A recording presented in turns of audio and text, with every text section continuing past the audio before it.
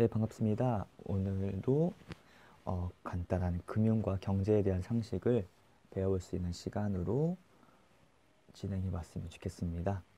오늘 나눠볼 주제는 기업이 돈을 버는 방법에 대해서 간단하게 소개를 해드리고자 하는데요. 여기서 말씀드리는 기업은 간단한 우리가 생활 속에서 느낄 수 있는 물건을 판매하면 그 일정 수익을 그 생산자가 소비자를 통해서 받아가는 그러한 거래 방식을 떠나서요. 어떤 중견기업 이상의 기업이 특별한 방법과 제도를 통해서 막대한 양의 돈을 벌어들이는 그 방법, 그리고 우리 생활 속에 놓여 있는 그 방법을 한번 이야기해 볼 수 있도록 하겠습니다. 이름을 적어 보자면 돈을 벌어들이는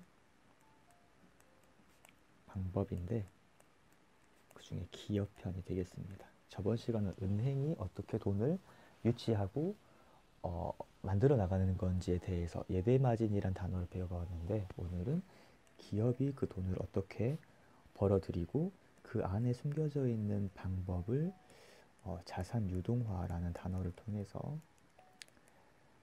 말씀드리도록 하겠습니다. 자산 유동화란 말을 오늘 이 여러 가지 예시를 통해서 말씀드릴 건데요. 자산 유동화를 살펴보기 전에 먼저 채권에 대한 단어부터 설명드리고 넘어갈 수 있도록 하겠습니다. 여러분, 채권에 대한 단어는 일상 속에서 얼마나 많이 사용을 하고 계신가요?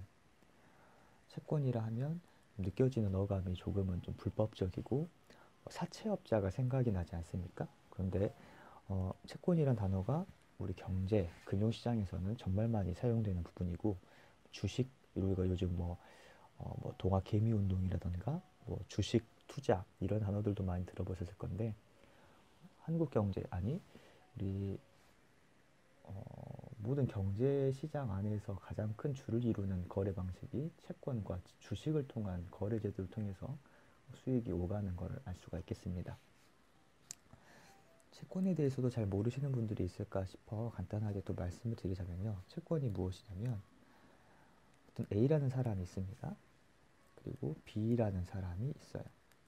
여기서 A는 돈이 필요한 사람, 당장 돈이 없는 사람이고요. B는 돈을 충분히 가지고 있습니다. 그래서 A는 B란 사람에게 돈 100만 원을 빌려달라고 요청을 하는 거죠.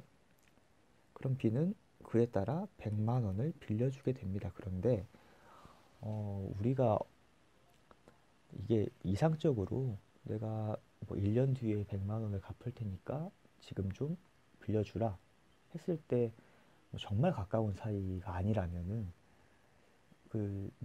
믿기가 어렵죠. 그래서 어떠한 증서가 필요하다라는 겁니다. B가 A에게 돈 100만 원을 빌려주었고 A는 B에게 이 100만 원을 1년 뒤에 갚아야 하는데, 거기에 대해서 약 3%, 100만 원이면 3만 원이겠죠?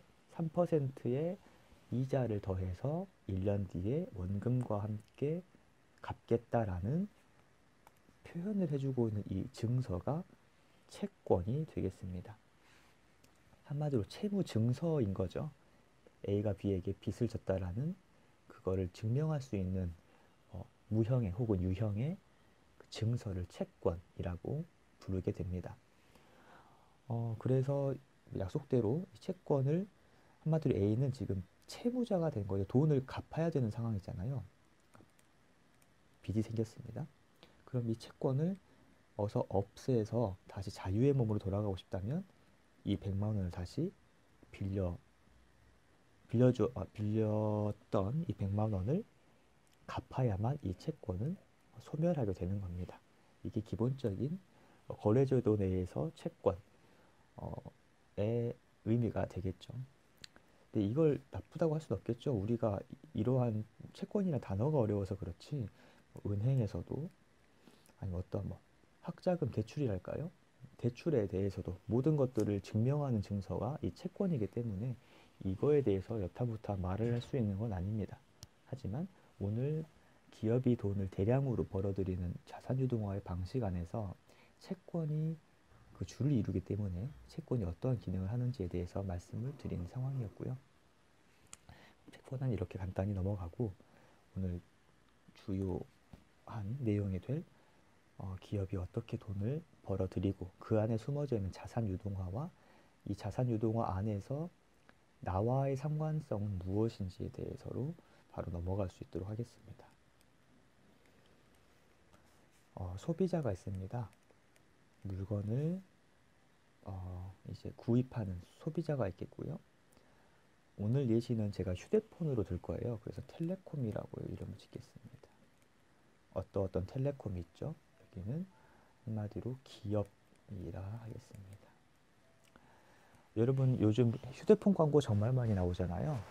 그런데 그 휴대폰이 단돈 몇만 원으로 이루어지는 게 아니죠. 기본 100단위가 넘어가는 그 기계값을 내가 지출하여야만 이 휴대폰이 나의 것이 되는데 대다수의 사람들은 한 번에 이 기계값을 모두 지불하고 물건을 가져오지 않습니다. 왜냐하면 가격에 대한 부담도 있겠고 그러다 보니 소비자가 휴대폰을 텔레콤을 통해서 구입할 때는 어떤 걸 통해서 하냐면 대략 24개월 약정을 통해서 분납이라는 과정을 통해 예를 들면 100만 원짜리의 휴대폰이라면은 매달 이걸 24개월로 나누어서 꾸준히 갚아 나가는 형식의 그래서 2년이 됐을 때 기계값을 온전히 지출하였다는 걸 통해서 물건을 당장 받아오는 과정을 할부 약정이다 여러 가지 이름을 통해서 그래서 받아오는 과정이 되겠죠. 그래서 우리 또래 친구들도 보면은 휴대폰 바꿀 때가 됐다. 왜냐면 2년 약정 끝나서 이제 새 거를 사도 된다. 이런 식으로 대화를 많이 하는데 여기서 약정이란 단어도 나오게 되는 거였죠. 그래서 텔레콤은 여러분들이 2년 동안 돈을 꼬박꼬박 성실하게 갚을 거라는 가정하에 제품을 건네주게 됩니다. 그래서 여러분들은 바로 휴대폰을 받아서 가는 거였죠. 자, 여기까지는 전혀 어려울 게 없는 우리 일상 속에 너무나 많이 들어있는 과정입니다. 꼭 휴대폰이 아니더라도 자동차도 그렇죠. 자동차를 한 번에 사는 사람은 거의 드물잖아요. 꾸준히 몇 개월간, 30개월간 갚아 나가는 사람들도 있고, 또 어떤 특히나 고가의 가전 상품들, 가전 제품들 이런 것들은 대다수 약정이라는 걸 통해서 기업과 약속을 하고 먼저 물건을 수령한 이후에 꾸준히 그 정해져 있는 기간 동안 돈을 납부해 나가며 나의 것으로 유치시키는 과정을 여러분들도 겪고 있으실 겁니다. 그런데 여기서 이 대화를 왜 시작하게 되는 거냐면 여러분 기업은 돈을 벌기 위한 조직이에요. 그러지 않겠습니까? 그런데 2년 뒤에 이 예시에 따라 말을 하자면 소비자가 2년 뒤에나 이 원금을 기업에게 주겠다는 건데 그럼 기업은 2년 동안 이 소비자를 꾸준히 관찰해야 하고 물건에 대한 그 할부 금액을 꾸준히 매달 납부하고 있는가도 확인해야 하고 그런 불안정한 속에서 어떻게 기업은 2년 뒤에나 원금을 회수하는데 또 다른 제품을 개발하고 인건비를 직원들에게 나눠주고 또 광고를 하고 또한 상대방을 견제도 하면서 또 마케팅을 통해서요. 그걸 할 수 있겠냐라는 거였죠. 2년 뒤에나 이 휴대폰 값이 나에게 돌아오는데 무슨 돈으로 또 다른 일을 벌이겠냐라는 겁니다. 자, 여기가 주안점이 되겠는데요. 그래서 텔레콤, 여기서 말하는 기업은 또 다른 과정 하나를 거치게 됩니다. 흔히들 벤처 캐피털이라고 부르는 어떠한 조직이 있는데 쉽게 말해 투자자가 있는 거였죠. 이 어떤 텔레콤 곧 기업에 돈을 당장 건네주는 투자자들이 있다라는 겁니다. 지금 여기서 우리가 100만 원의 예시로서 휴대폰 가격을 정해서 말씀드리자면은 텔레콤은 지금 당장 여러분들에게 100만 원어치 휴대폰을 줘버렸어요. 그런데 이 100만 원은 2년 뒤에나 텔레콤에게 돌아오는 거라면 텔레콤은 유지할 수 있는 금액의 자산이 없는 거겠죠. 그래서 이 벤처 캐피털 혹은 투자자가 기업인 텔레콤에게 100만 원을 빌려주는 겁니다. 그러면 여러분 첫 내용이 복습인 거예요. 아니 위에서 말했던 채권이 이 안에 숨어 있다라는 거였죠. 100만 원을 기업이 투자자에게 빌려 오려면 100만 원을 증명하는 채권이 필요하게 됩니다. 100만 원을 2년 뒤에 갚겠습니다라는 기업과 투자자 간의 채무증서, 그 채권이 필요하다는 거였죠. 그런데 그 채권을 기업이 발행하지 않다라는 겁니다. 그 채권은 어디서 왔냐면 여러분들에게 있는 채권인 거예요. 여러분들이 텔레콤에 가서 휴대폰을 사겠다라고 하면서 거기 계신 분과 상담을 통해 어떠어떠한 무슨 개인정보 동의서를 뿐만 아니라 여러 가지 서류들을 작성하게 될 겁니다. 그 안에 어떤 게 숨어 있냐면 나는 2년간 텔레콤 이 기업에게 나의 채권을 맡기겠다라는 그런 증명도 여러분들은 인지하지 못하셨겠지만 들어 있습니다. 그래서 그대로 여러분의 채권은 텔레콤이 받아서 투자자에게 다시 간다라는 거였죠. 쉽게 말하면 기업은 중간 지원 조직일 뿐이라는 거예요. 자,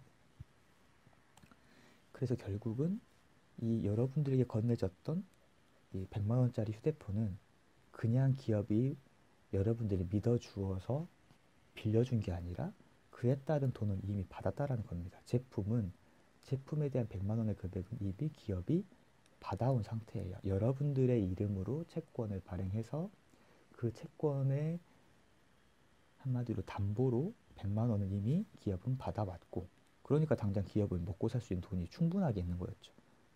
심지어 여러분들은 그런 줄도 모르고 2년간 꾸준히 100만 원을 갚아 나가시겠지만요. 그래서 이걸 다시 한번 정리해 보자면 여러분들의 채권은 텔레콤에 넘어가 있었고 텔레콤은 여러분 채권을 투자자에게 다시 넘깁니다. 그래서 투자자에게 이렇게 말하는 거였죠. 100만 원을 빌려주시면 2년 뒤 14개월 뒤에 100만 원 원금에 플러스 알파를 드리겠습니다. 그러니 당장 100만 원을 저에게 주세요. 그럼 100만 원에 투자자에게 빌려온 100만 원을 기업은 은행과 마찬가지로 100만 원을 그냥 가지고 있는 게 아니라는 겁니다. 이걸 통해서 또 다른 투자들을 계속 진행한다는 거였죠. 그래서 지금 오늘 예시로 든 것처럼 어떤 텔레콤, 이 통신사는 A 통신사만 가지고 있는 게 아니에요. 그 계열사가 정말로 많죠. 그래서 여러분들의 그 100만 원은 또 다른 곳에 꾸준하게 유동화가 되고 있다는 겁니다. 이거를 자산 유동화라고 부르는 겁니다. 다시 한번 요약하자면 기업은 투자자에게 채권을 통해 돈을 빌려오고 그 돈을 빌려온 원금의 이자를 갚아가기 위해서 어떠한 활동을 하냐면 그 받아온 100만 원을 꾸준하게 유동시킨다라는 겁니다. 돈을 계속 돌리는 거예요. 또 다른 곳에 투자하고 또 다른 곳에 투자하면서. 이건 은행의 기능과 비슷하죠. 여러분들이 예금 적금 저금한 돈을 은행은 가지고만 있는 게 아니라 법률상으로 7%만 보존만 하면 되기 때문에 나머지 93%의 돈은 또 다른 곳에 대출해주고 빌려주고 그에 따른 수익을 발생시키고 이자를 받아가면서 예대 마진이라는 걸 통해 은행은 돈을 부풀려가는 과정을 우리는 알고 있었어요. 이와 마찬가지로 여러분들의 채권을 담보로 받은 이 100만 원의 돈을 기업은 2년간 많은 곳에 투자를 하여서 투자한 만큼 수익을 벌어들이는 거죠. 그럼 100만 원이 얼마나 많이 커질지는 모르는 겁니다. 그게 1000만 원이 될 수도 있고 1억이 될 수도 있겠죠. 이건 예시지만요. 그래서 여러분들은 인지하지 못하셨던 여러분들의 이름으로 돌아가고 있는 경제 시장에 대해서 2년이 지나면 약정이 끝나면 이 채권은 소실되게 됩니다. 그러면 여기에도 넘어가는 여름 채권도 정상적으로 없어지는 거였죠. 그럼 여러분들은 전혀 나의 이름으로 어떠한 지금 이 경제시장이 활성화되고 있는지는 모른 채 그냥 단순하게 나는 지금 2년 전, 24개월 전에 난 휴대폰을 받았고 2년이 지나서 돈은 다 회수했으니까 나는 이제 다 끝났다. 이렇게 생각할 수밖에 없다라는 겁니다. 이게 채권의 시장이었어요. 그러면 뭐라고 해야 될까요? 이 전반적인 과정 안에서 소비자와 기업과 투자자 간의 채권을 중심으로 한 많은 금융의 흐름들이 있었고, 그 가운데 기업은 자산 유동화라는 방법을 통해서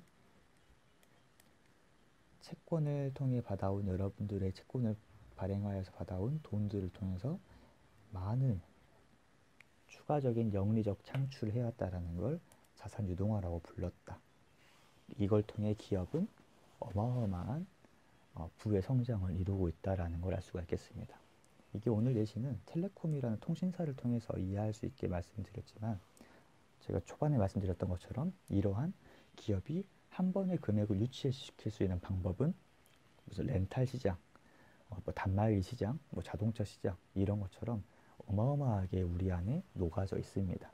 근데 여러분들이 느끼지 못했던 거는 나의 이름을 통해서 나의 이름을 통해 발행된 채권이 인지하지도 못했지만은 여기저기서 돌고 있다라는 건 아셔야 되는 거겠죠. 그래서 여러분 그런 게 있잖아요. 신용등급이라는 게 있습니다, 여러분. 휴대폰을 나이도 어린데 어떠한 내가 뭐 돈을 대출받은 적도 없었고 돈을 빌려준 적도 없는데 내 신용정보가 하락한다라던가 이런 경험이 있으신 분도 있으실 거예요. 소식을 들으신 분도 있겠고요. 그게 왜냐면 나의 채권이 이렇게 돌아가고 있는 상황에 대한 것도 반영되어 있고, 더 가까운 예시로는 이런 위약금이라는 게 있습니다. 휴대폰 시장에선 위약금이라는 게 있죠. 어떨 때 위약금이 생기나요? 내가 2년간, 24개월간 당신 텔레콤을 통해서 기계를 미리 받고 2년간 갚아 나가겠습니다라고 약속을 했는데, 그 약속을 위반할 때, 곧 위약했을 때 발생하는 페널티를 위약금이라고 부릅니다. 그런데 왜 위약금이 있을까요, 여러분?